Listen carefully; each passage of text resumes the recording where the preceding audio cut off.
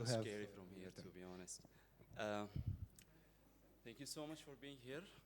My name is Wahib Saif. I'm from Northumbria University, UK. I would like to present to you our work, co-authored with Dr. Jennifer Lee, there she is, Theodols University, Dr. Omar Dakari, Northumbria University, and Professor Muhammad Qasim, Newcastle University. So, my presentation is very, very simple, so lower your expectations. It's all revolving about this question: why and how should construction digital twins be approached as socio-technical systems?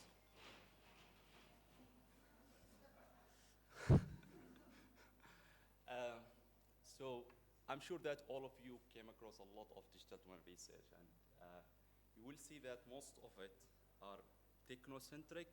It's all about technology. It's all about system architecture and these kind of different kind of technologies, sensing technologies, communication technologies, machine learning and automation and all of that.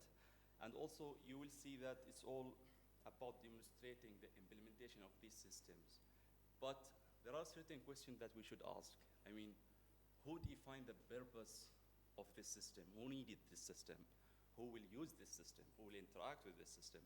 So there is this socio-technical aspect that is lacking in the literature, to be honest, and that's what we are trying to examine in this presentation. And with the help of a longitudinal case study that I was involved in the UK, it lasted for 8 months. It was initiated by HSE, Health and Safety Executive in the UK. So what they wanted is upgrading the engineering control or digital control.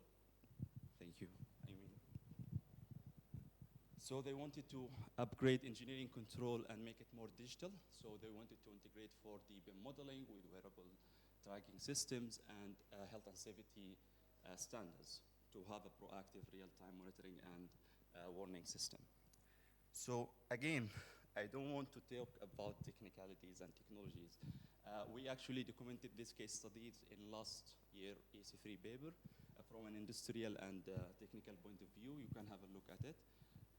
But just for you to understand what was this case study all about, we had a BIM platform we used 3D Repo. They were involved in this case study. And we used a monitoring system called Plinix. So the idea is we identify a hazardous zone in the BIM model and hazardous activities. And then we kind of send this zone data through API calls to the monitoring platform. On the construction site, we give workers sensors attached to their helmets. And then we also give RFID cards that determine the competencies of workers to the attached to the specific zones, who is allowed to interact with this zone, who is authorized and who is not. So basically it was like for 8 months, we collected data requirements, we had a lot of meetings, bi-weekly meetings, but for the implementation, we just implemented for 1 week. But before this, we had training sessions, we have validation tests on the construction site. We had meetings with the workers themselves, telling them why we are collecting this data. We even show them how their locations will be visualized on our platform. Just to jump very quickly into the social technical aspects. Based on this case study, I tried to generalize what are the stages or life cycle stages of a digital twin. So when we're developing a digital twin, mostly people focusing on its implementation on the construction site, but there are certain stages before and after that. So I came up with 6 life cycle stages: define, design, implement, assess, refine, and eventually decommissioning the system. I mean, in the paper, they are well defined, and I linked them to the case study each stage. What you see here is kind of themes that I extracted from the case study, and I tried to map them with the PPT model, the People Process Technology model. To explain more about this, let's start with the people element. So what you see here in this table is basically all the people or the participants that were involved in the case study. What you will find interesting is they are from different backgrounds, not just from construction backgrounds. So we have a project owner, we have a main contractor, we have a regulation body, we have two IT companies, and we have a digital consultancy company as well. And I try to document their roles as we go on through all of these stages so that I can map it against the stages. But before that, I wanted again to generalize who are the human actors that should be involved in developing a digital twin. And I kind of came up with these 4 categories. We have strategic actors, basically the people who identify the need, the strategic need for a digital twin. And this could be project owners, main contractors, subcontractors, even plant hires, and they have the investment for it. And then we have the advisory actors. They are not stakeholder, like they are not project stakeholders, but they come to support the strategic actors. They could be digital consultancy firms that looks into best data management practices, what kind of standards that should be integrated, regulations as well, also regulatory bodies like HSE as well. And then we have the third technical actors who are providing the technology, the enabling technologies, and integrating that technology and maintain it as well. And then finally, we have the operational actors. I think of them are like they are who are interacting directly with the system, like workers on site. They could be site supervisors, operators, people who are directly interacting and using the system. What I did next is I tried to map these 4 categories of actors with the stages. So I was monitoring the roles and responsibilities of each, and I wanted to know who is leading each stage. So you can see A, B, C, which basically you can read it here. A is like a leading role, who is leading this stage. B is a supporting role, and C is like a participating role. So basically, like just to give a very quick example, if we look into the design stage, it's mainly led by the strategic actors. If we move to the design, it's mainly led by the technical actors, supported by strategic and advisory actors.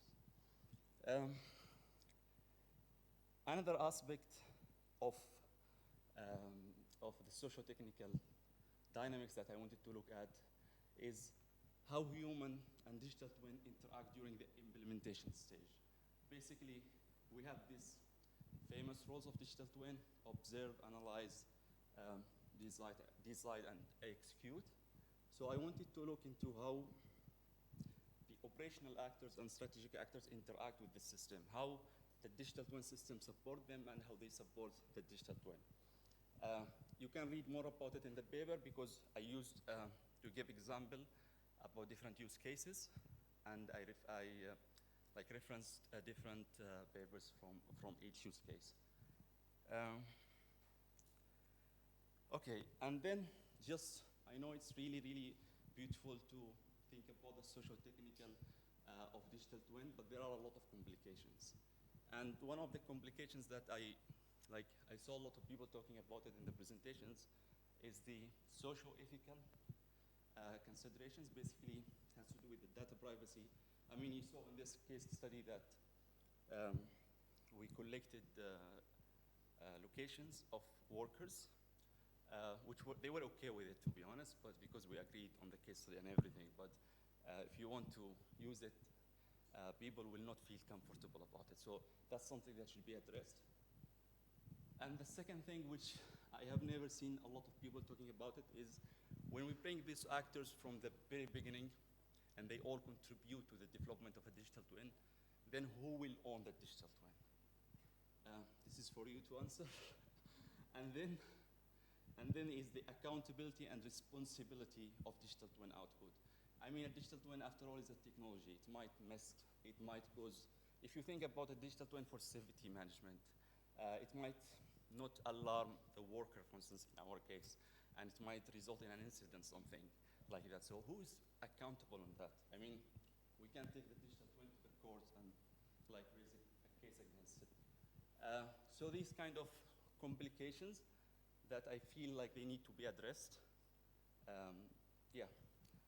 And then, yeah, just in conclusion, what I try to do in this presentation is it's not a huge thing, but I wanted to draw your attention that it's really, really important to engage stakeholders from the very start of developing a digital twin and make a balance, not just focusing on the technicalities, on the technical capabilities, but also make sure that stakeholders, I prefer to call them actors, not just stakeholders, because stakeholders, it has the feeling that they are project stakeholders, but they could be actors outside the construction project itself.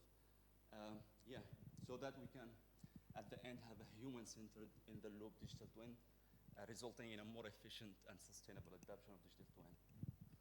I think that's it. Thank you so much.